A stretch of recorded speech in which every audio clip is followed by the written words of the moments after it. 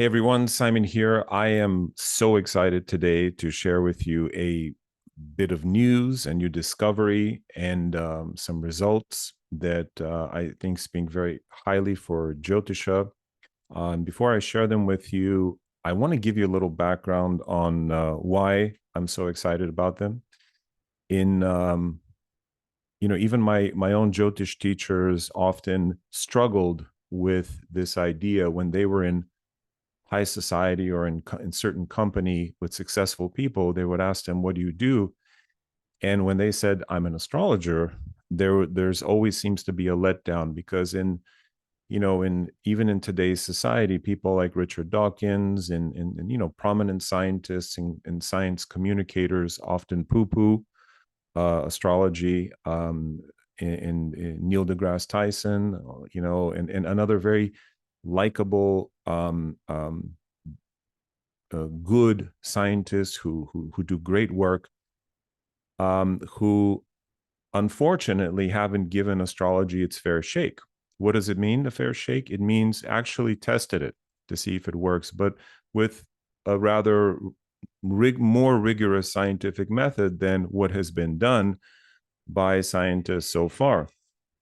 And what I mean by that is, I'm referencing there are studies that have been done already, studies both on human beings, on puppies and litters, and to see if they could predict who would be the alpha, who would be a follower, and many of them quite successful studies that show definite correlation. So anyway, what does this mean? It means that one of my goals has always been to vindicate Jyotisha, astrology in general, in the eyes of the world, and to sort of bring it to its rightful place. In Sanskrit, a Jyotishi is often a mantrin. A mantrin is someone who speaks mantras, or a mantrini in the case if it's a female.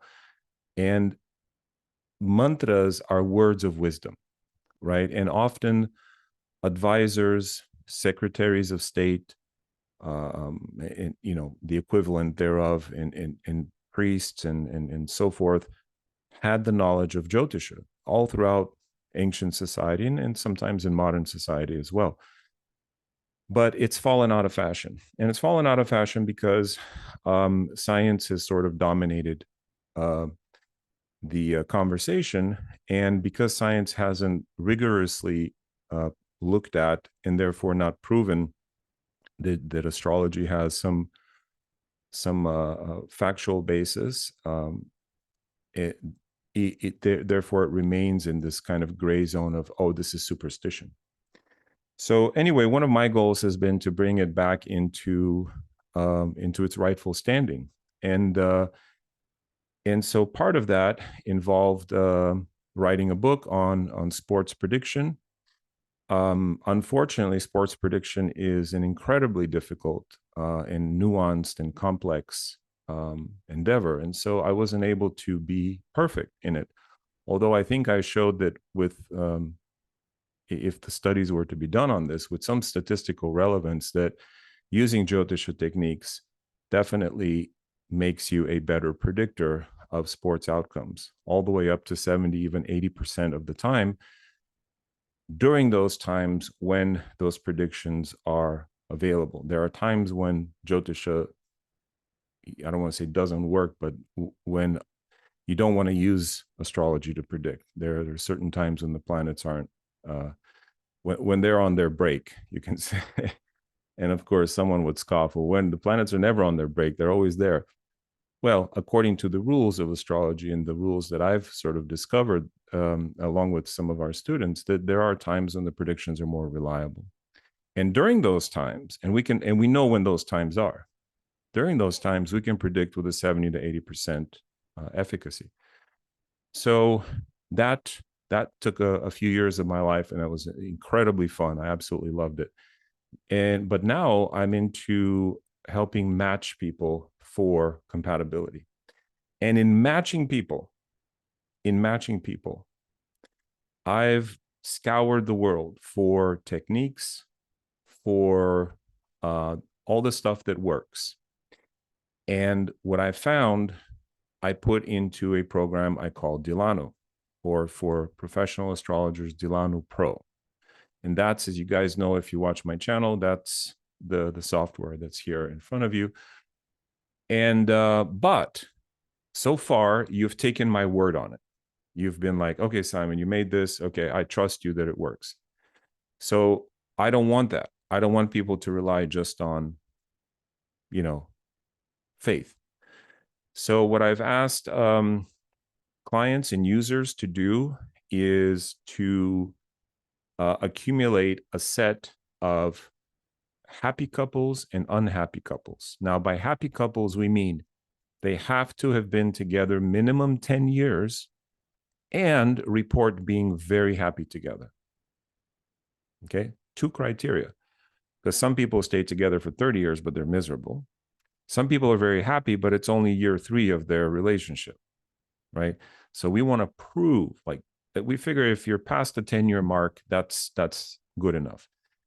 And also unhappy couples, unhappy in this definition is couples that actually are a couple. There's enough there to get them together, but not enough to make them stick. And so we gathered a small data set, about 25 happy, 25 unhappy couples, very small, but this is the preliminary work. We're continuing to gather. So these are not couples that I have, labeled. These come from the community. And so the results are in. And the results prove that Dilano works. Not just that Dilano works. Dilano is my program. That astrology is vindicated, at least from this very small study, as a predictor of outcomes, at least preliminarily. Okay. So I'm going to take you through this. And this is why I don't look, super thrilled, but I'm just kind of laid back generally anyway. But this is very exciting news. And I'm going to show you the stats right now. And again, we plan to gather more data and feed this into a third-party data collection sort of person or company that can sort out and see if there's something to this. So that's been my goal for a long time. And we're going to continue with that goal. And you guys who use Dilano, who are making predictions for couples, hopefully this gives you even more conviction in using this program and in using astrology in general, because Jyotisha is not just a science. So it can't just be scientifically verified. So it sounds like I'm negating what I've just been saying. It is also an art. And it's something like, dance and martial arts are very similar. They both move the body, but martial arts can be quantified. Is it effective, right? Can I beat the other person who doesn't do the martial art? Dance is less quantifiable. And I would say that Jyotisha is something like a marriage between dance and martial arts, something like capoeira, maybe, or kalari payatu, right? The Indian martial art. That would probably be the most apt description. So, all right, enough introduction. Let me walk you through some of the results here. And I think you'll find these, hopefully you find these as interesting as I did. So, first order of business is that we want to keep in mind that unhappy couples still had enough compatibility to become a couple. So we're not taking 2 people who hate each other, right? Because the compatibility will be even less then. We're taking 2 people who had enough compatibility to come together, but not enough to stay together. All right. So as an example, we could use, I'll walk you through some examples in a second. All right. So what's the first statistic? The first statistic is that happy couples have an average long-term compatibility score of 82%. This is the average, compared to 45% for unhappy couples. So what does this mean? Let's take a look at where you can actually find this. So in your Dilano, okay, in your Dilano program, you're going to scroll down and there is the long-term happiness score. All right. That is the metric. That is a measure of the likelihood that this couple is going to have long-term happiness. Okay. And then there is also a total relationship score. So we have two scores here that are in all caps. And as an example, this is Prince Charles and Princess Diana. And as you can see, they actually have a decent total relationship score, meaning overall compatibility is okay. Anything above 50% is decent. Above 70% is great. But their long-term score is low, which means that they have enough to get together, but not enough to stay together. Comparing that with, say, a couple, which I've shown before, say Jimmy Carter and Rosalind Carter, and I know many of you don't even know who these people are, but the former president of the US, Jimmy Carter, and his wife will have amazing compatibility. There's a little glitch here. This should be 4.5 stars, so it's kind of showing it backwards. I apologize for that. But let's go straight. Look at the difference here, guys. This is a real couple whose data was fed into Dilano, and it shows their compatibility 96%, their long-term prospects 73%. Remember what I said? Anything above 50 is okay. Above 70 is great. All right. So right off the bat, both of their scores are above 70. So there's a high likelihood of this couple being a long-term happy couple who is also highly compatible.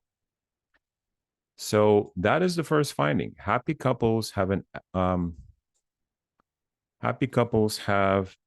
average long-term score of 82 versus 45, almost double, guys, as one would expect. But it doesn't stop there. Next, happy couples have an average total compatibility of 71 versus 55. Now, again, this is only for 25 happy, so total 50 couples that we've looked at, right? So it's a small sample size, but still, the total relationship score is 75% versus 55 on average for the unhappy. Okay? Let's keep going.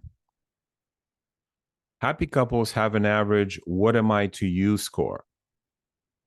Meaning, that score, what that means is it's not about your compatibility. That score is an additional metric. It's a super important metric that says, do we make each other better or worse? Because you can have two very compatible people, Romeo and Juliet, but they did not enhance each other's lives. They both died because of their interaction. They did not make each other better. In fact, they brought about the downfall of the other person. So what am I to you is a very important measure that doesn't directly measure your quote unquote compatibility, but it measures the effect of your relationship on you and your environment. And so happy couples have an average 67% compared to 48 for the unhappy. Again, higher for the happy couples, lower for the unhappy couples. And I'll show you where you can find that. That is, what am I to you?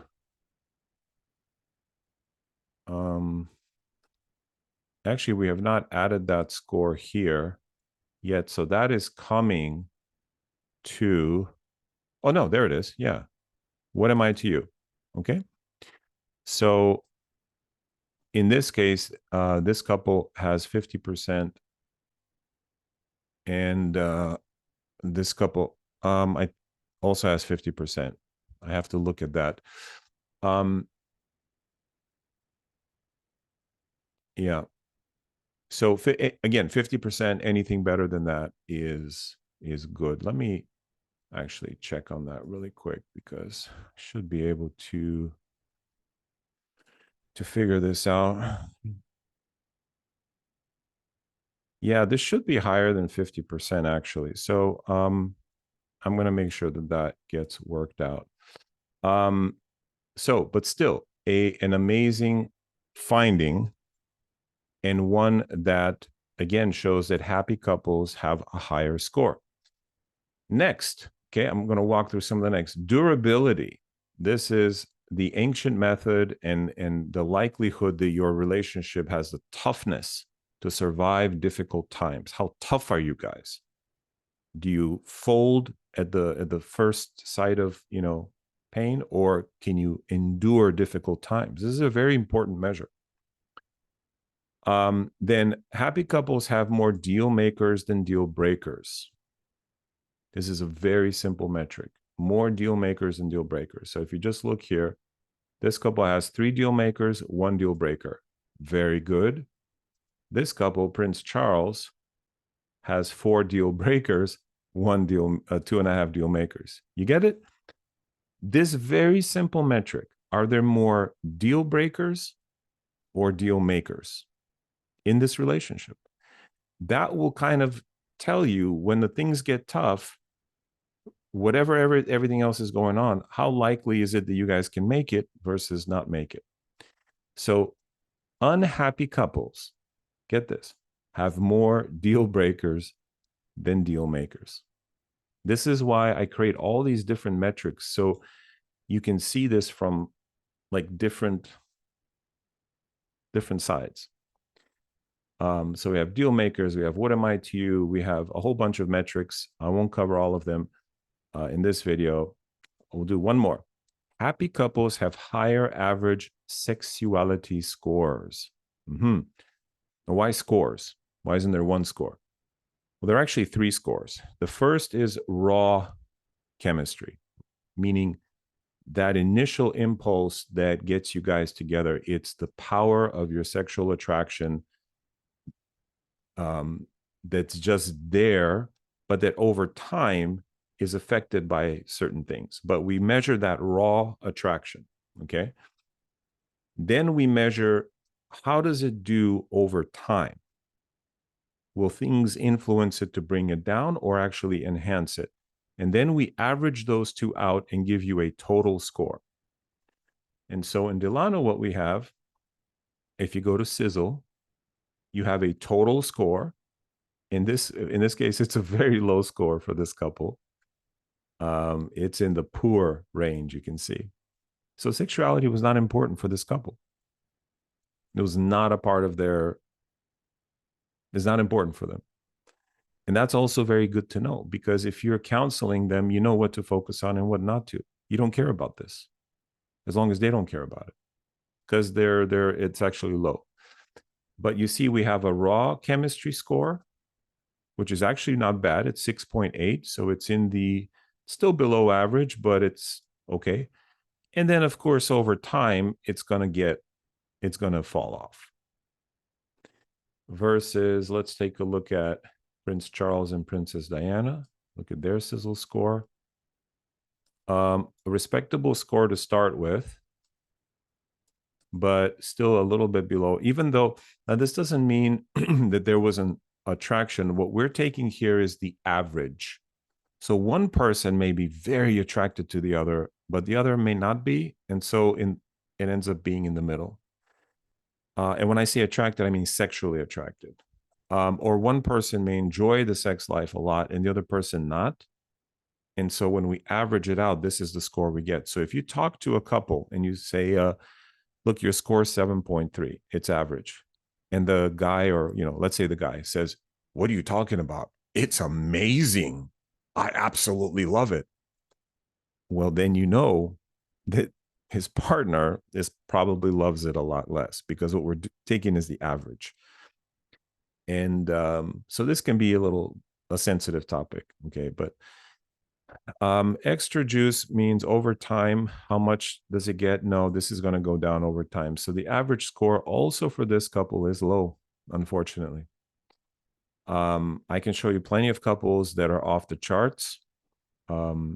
It just so happens that these two couples are low. But so in this case, these two charts are not a good example of what I'm showing here, because what I'm showing is overall, the happy couples have a higher average sexuality score, meaning the total score, but also the raw score, than the unhappy couples. So there is something to that. And finally, happy couples activated the relationship houses for each other. I'll cover that in another time. So, yeah, so that is the verdict with the Pro Dilano software preliminary verdict. We've got a lot to look at, a lot more to cover. And if you guys are interested in like a mini reading for you, go to my members page, not page, just sign up and become a member. And if you request a little reading, I can do 5-minute readings of, I'll pull you up in Dilano and give you my thoughts on the relationship. I did a few of these on my general YouTube page, but there were too many requests and I didn't know how to prioritize. It was difficult to prioritize. So if you go to the members, become a member, there are still very few members right now, so you'll get priority.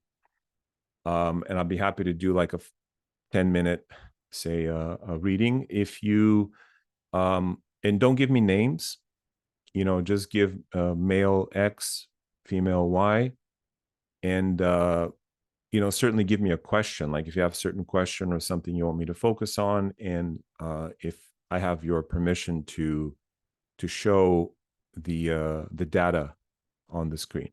And I don't have to show the data. I can hide it like this, right? So it could just be male, female, and we never see the data. Just let me know.